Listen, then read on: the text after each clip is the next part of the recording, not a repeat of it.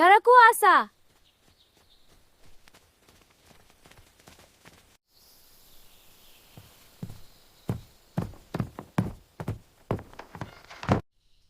आशा पिला कहानी सुनिबा।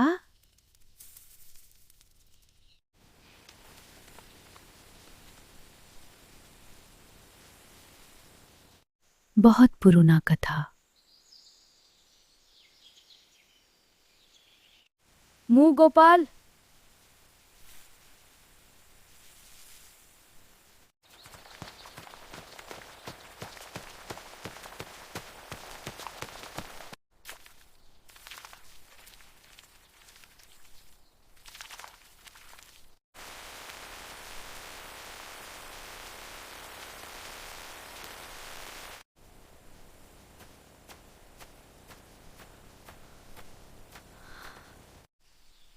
ମୁଁ ହାରିବିନି।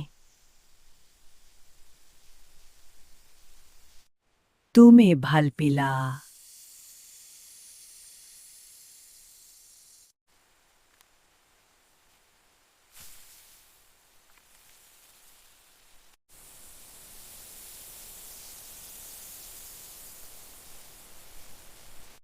ତମ ଫଳ ଦେଖିବାକୁ ସୁନ୍ଦର।